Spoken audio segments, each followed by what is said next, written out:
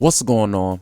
It's Astronaut H, and this is the What More Do You Want Network. Now, in this video, I will be discussing the Toronto Raptors and how many wins will they have this upcoming NBA season. Now, the Toronto Raptors did go 41-41 last season, ending their season in the play-in tournament at the hand of the Chicago Bulls at home. Now, after all of that been said and the smoke was settled, so to speak, the Raptors elected to fire then head coach Nick Nurse before electing to go with their new head coach, and I may get his last name wrong, but that is Darko Rajadovic.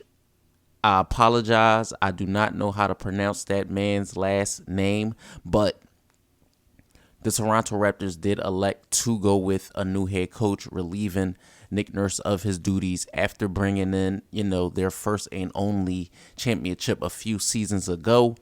But we know with the Raptors, I believe, as you see the progression of guys like Scottie Barnes, OG Anunoby, Gary Trent Jr., it's definitely an overhaul that their upper management seemed fit. Now, their team was definitely one in the hunt for Damian Lillard. I really didn't see them actually getting Dame, but you would never know. Of course, they did not. So you look at this roster for the Raptors, right? And just gauging off of the guys that they do have.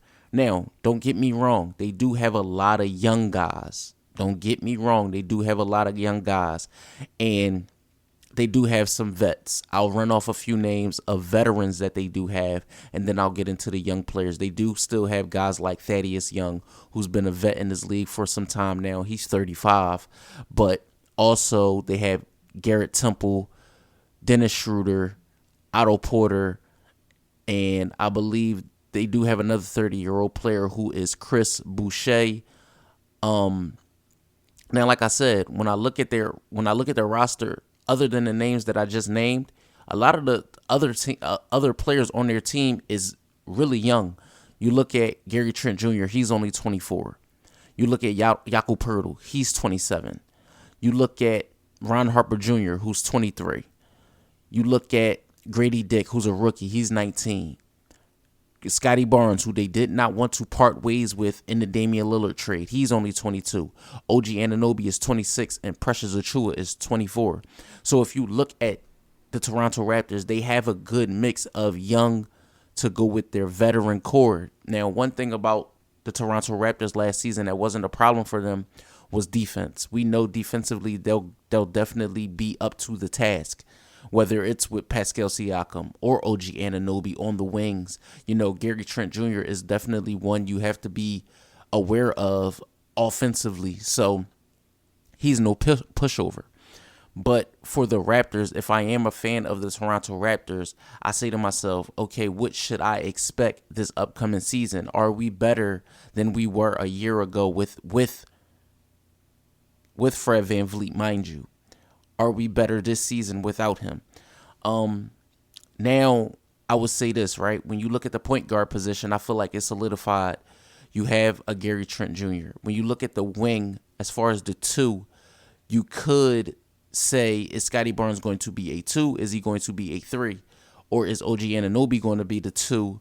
You move Spicy P to the 3 and Scottie to the 4 and play Precious Achiuwa at the 5, or is Jakob Poeltl going to play the 5 and Precious Achiuwa come off the bench? We already know. I think Chris Boucher, his spot is solidified as far as coming off the bench. That could be a 6-man role for him. But when I look at this Toronto Raptors team overall, and I say they went 41-41 last year, they were a 500 team. What will they do this season? Will they increase their wins or decrease in wins? And I will have to go with the latter. I think this team, even though I think they have an opportunity to play hard in most games and be in most games, I don't believe they are a 40-plus win team this upcoming season. I honestly see them winning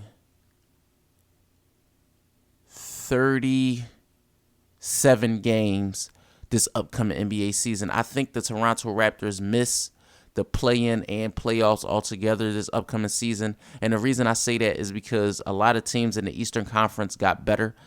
When I look at the Milwaukees, when I look at Cleveland, when I look at Miami, when I look at Philadelphia, when I look at Boston, when I look at New York, when I look at Brooklyn, I'm looking at Orlando, I'm looking at Chicago, and maybe in some sense, the Raptors could squeeze in between 7, 8, 9, possibly.